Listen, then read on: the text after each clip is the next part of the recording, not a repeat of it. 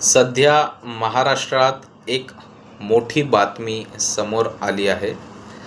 लाखोंच्या संख्येने जे रिक्षाचालक आहेत हे संपावर गेलेले आहेत आणि या सगळ्यात एक वेगळाच मुद्दा समोर येतोय, तो म्हणजे मराठी वर्सेस उत्तर भारतीय हा वाद. पण हा खरंच वाद आहे का, की आपण स्वतःच हा वाद तयार करतोय? आज आपण हे सत्य समजून घेतलं पाहिजे.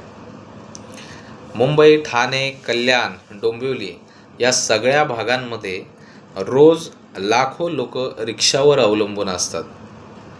ऑफिसला जाणारे लोक असतील, त्यामध्ये विद्यार्थी आले, सामान्य नागरिक आले, सगळ्यांचं दैनंदिन आयुष्य जे आहे ना, हे रिक्षावर चालतं.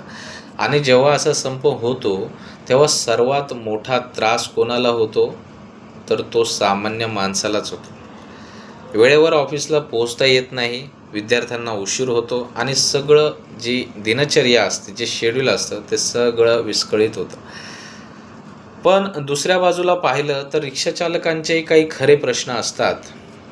परवानगी म्हणजे परमिट मिळण्याचे मुद्दे असतात, त्यांचं भाडे दर ठरवण्याचे काही प्रश्न असतात, स्थानिक प्रशासनाचे त्यांना काही नियम पाळावे लागतात.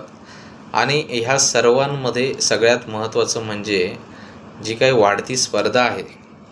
आपण बघत असू आपल्या आजूबाजूला, आपण जिथून रिक्षा स्टँड असतं, स्टेशन, आपलं ज्या पण संबंधित स्टेशन जवळून आपण प्रवास करतो, घरून स्टेशनपर्यंत ते स्टेशनपासून घरपर्यंत जी लाईन असते, लांबलचक रिक्षाची लाईन असते, त्यामुळे त्यांच्यामध्ये सुद्धा एक प्रचंड प्रमाणात स्पर्धा वाढलेली आहे. आणि हे वास्तव आपल्याला नाकारून चालणार नाही, इग्नोर करून चालणार नाही, कारण प्रत्येकजण हा आपल्या उदरनिर्वाहासाठी झगडतोय. आता इथेच एक वेगळा मुद्दा समोर येतो, भाषावाद. सोशल मीडियावर तुम्ही पाहिलं असेल, काही लोक म्हणत आहेत की महाराष्ट्रामध्ये परप्रांतीयांची संख्या प्रचंड वाढली आहे, मराठी माणसाला अजिबात संधी मिळत नाही. तर दुसऱ्या बाजूला काही लोक म्हणतात की भारत एक आहे आणि कुठेही जाऊन काम करण्याचा अधिकार प्रत्येकाला आहे. दोन्ही बाजूचं म्हणणं काही प्रमाणात योग्य आहे, पण खरी समस्या काय आहे? भावना आणि वास्तव यामधला संघर्ष. भावना सांगतात की आपल्या राज्यात आपल्यालाच प्राधान्य मिळायला हवं आणि हे नैसर्गिक आहे. पण वास्तव काय सांगतं की जिथे काम आहे तिथे लोक येणारच. हे थांबवणं जवळजवळ अशक्य आहे. आता आपण थोडंसं मुंबईकडे बघूया. मुंबई ही फक्त महाराष्ट्राची नाही, ती भारताची आर्थिक राजधानी आहे. इथे देशाच्या प्रत्येक कोपऱ्यातून लोक येतात कामासाठी, स्वप्न पूर्ण करण्यासाठी. आणि खरं सांगायचं तर मुंबईचं जे इकोसिस्टम आहे ना, ते पूर्णपणे मिक्स्डअप आहे. रिक्षा असो, टॅक्सी असो, छोटे व्यवसाय असोत, यात स्थानिक लोकही आहेत आणि बाहेरून आलेले लोकही आहेत. मग प्रश्न असा निर्माण होतो की बॅलन्स कसा ठेवायचा? स्थानिकांना प्रायोरिटी मिळाली पाहिजे का? बाहेरून येणाऱ्या लोकांनी ॲडॅप्टेशन करायला हवं का? आणि सरकारची भूमिका नक्की काय असायला हवी? माझं स्पष्ट मत काय आहे की महाराष्ट्राची ओळख ही जपली गेली पाहिजे.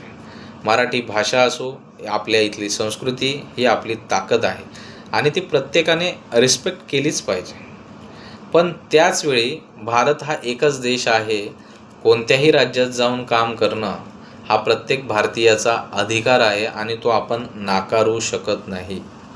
दुसरी महत्त्वाची गोष्ट म्हणजे समस्या जी आहे ती व्यक्तीची असते, राज्याची नाही. काही लोक नियम तोडतात, गैरप्रकार करतात, म्हणून संपूर्ण समुदायावर बोट ठेवणं हे चुकीचं ठरेल. आणि तिसरी गोष्ट म्हणजे स्पर्धा ही नैसर्गिक आहे. जिथे काम आहे तिथे लोक येणारच. त्यामुळे आपल्यालाही स्वतःला अपग्रेड करावं लागेल, स्किल वाढवावी लागेल. आणखी एक महत्त्वाचा मुद्दा, जेव्हा सिस्टम नीट काम करत नाही तेव्हा असे वाद वाढतात. जर नियम सगळ्यांसाठी स्पष्ट आणि कडकपणे लागू झाले तर ना भाषावाद होईल ना अन्याय होईल. मग उपाय काय आहे?